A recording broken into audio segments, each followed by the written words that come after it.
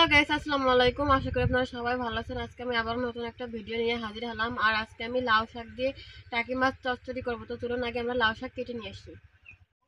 এই দেখুন, আমরা লাউ গাছের কাছে চলে আসছি। আর এই দেখুন আমাদের লাউর পাতাগুলো কত বড় বড়। আমরা কিন্তু কোনো রকম সার ব্যবহার করি নেই। এই যে ছোট ছোট লাউর জালি পড়ছে। আমি এবার কিছু পাতা কেটে নেব।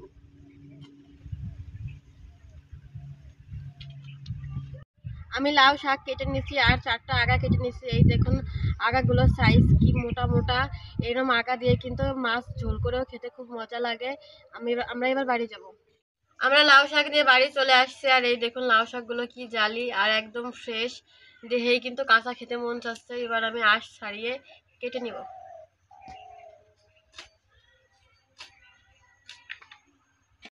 আমাদের লাউ শাক ছোট ছোট করে কাটা হয়ে গেছে। এবার আমি ডাঁটাগুলো কেটে নিব। আর ডাঁটাগুলো কিন্তু খুবই নরম, খেতেও কিন্তু খুব মজা লাগবে। এই দেখুন কতটা নরম। এইভাবে আমি ডাঁটাগুলো কেটে নিব ছোট ছোট করে। এখানে আমি ডাঁটা ছুলে ছোট ছোট করে কেটে নিয়েছি আর 2টা আলু নিয়েছি। এবার আলু খোসা ছাড়িয়ে ছোট ছোট করে কেটে নিব। আপনারা চাইলে আলু নাও দিতে পারেন। আমাদের আলু কাটা হয়ে গেছে। এবার আমরা শাকগুলো ধুয়ে নিব। শাকগুলো আমি ভালো করে 3-4 বার ধুয়ে নিব। এখানে আমি শাক ভালো করে ধুয়ে নিচ্ছি। আর এখানে কাঁচামরিচ আর পেঁয়াজ নিচ্ছি। এইগুলো খোসা ছাড়িয়ে ভালো করে ধুয়ে কেটে নিব। এখানে আমি মরিচ পেঁয়াজ ধুয়ে কেটে নিচ্ছি। আমি চুলায় একটা কড়াই বসিয়ে দিছি। এবার আমি জাল ধরিয়ে নিব। আমাদের কড়াই গরম হয়ে গেছে। পরিমাণ মতো সয়াবিন তেল দিয়ে দিব। আর এখানে এবার পেঁয়াজ কুচি দিয়ে দিব।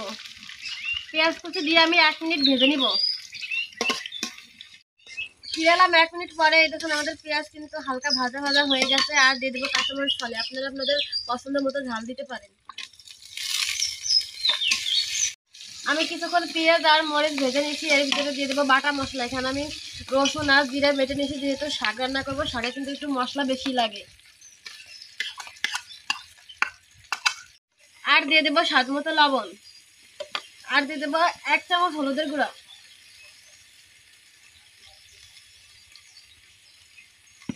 এবার এগুলো আমি কিছুক্ষণ ভেজে নিব। আমি কিছুক্ষণ মশলা ভেজে নিয়েছি। এবার এর ভিতরে অল্প পরিমাণে পানি দিয়ে দিব। এবার আমি 5 মিনিটের মতো মশলাটাকে কষিয়ে নিব। ফিরে এলাম 5 মিনিট পরে। এই দেখুন আমাদের মশলার উপর দিয়ে তেল ছেড়ে দিছে। আর আমি কিন্তু আজকে কোনো রকমের শুকনো মরিচের গুঁড়ো ব্যবহার করি নেই। তাও এই দেখুন কালারটা কত সবুজ আসছে। এবার এর ভিতরে ধুয়ে রাখা টাকি মাছগুলো দিয়ে দেব। এবার এই মাছগুলো দিয়ে আমি কিছুক্ষণ কষিয়ে নেব। মাছগুলো কিছুক্ষণ কষিয়ে নিছি। আর এবার আমি লাউ শাকগুলো দিয়ে দেবো। আমি কিন্তু মাছগুলো একটু ভেঙেই রান্না করব, যার জন্য আমি উঠালাম না। আপনারা চাইলে মাছগুলো উঠিয়ে রাখতে পারেন। আমাদের লাউ শাক দেওয়া হয়ে গেছে। এবার আমি একটা ঢাকনা দিয়ে ঢেকে দেবো। আর 5 মিনিট আস্তে আস্তে রান্না করে নেবো। আমি কিন্তু কোনো রকমের শাকে পানি দিব না, শাকে অনেক পানি গলবে না। ফিরে এলাম 5 মিনিট পরে। এবার আমরা ঢাকনা নামিয়ে নিব। আর আমি একটা খুন্তি দিয়ে শাকগুলো ভালো করে নেড়ে দেবো। আমি কিছুক্ষণ শাকগুলো নেড়ে নিয়েছি। আর এই দেখুন আমাদের শাকে কি পরিমাণে পানি গলছে। এবার আমি একটা ঢাকনা দিয়ে ঢেকে দিব। আর আমাদের শাক রান্না কিন্তু এই পানি দিয়েই হয়ে যাবে। এবার আমি আরও 10 মিনিট ঢেকে আস্তে আস্তে রান্না করে নেব। ফিরে এলাম 10 মিনিট পরে। এবার আমরা ঢাকনা নামিয়ে নিব। এবার একটা খুঁটিতে নাড়া দিয়ে নেব। এই দেখুন আমাদের শাক আর আলু কিন্তু সিদ্ধ হয়ে গেছে। আরও এখনও কত পরিমাণে পানি আছে। আমি কিন্তু শাকে কোনো রকমের পানি দিই নেই। আপনারা চাইলে শাকে পানি দিতে পারেন।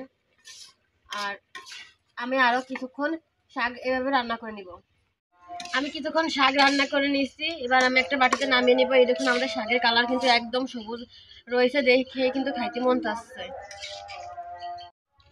আমি একটা বাটিতে নামিয়ে নিচ্ছি। আর কার কার লাউ শাক পছন্দ অবশ্যই কমেন্টে জানাবেন। আমি যেদিনকেই লাউ শাক দিয়ে টাকি মাছ চচ্চড়ি করি, সেদিনকে কিন্তু আমাদের প্রতিদিনের তুলনায় একটু ভাত বেশি খাওয়া হয়ে যায়। আর ভিডিওটা ভালো লাগলে like, comment, share and subscribe করবেন। ভালো থাকবেন। আল্লাহ হাফেজ।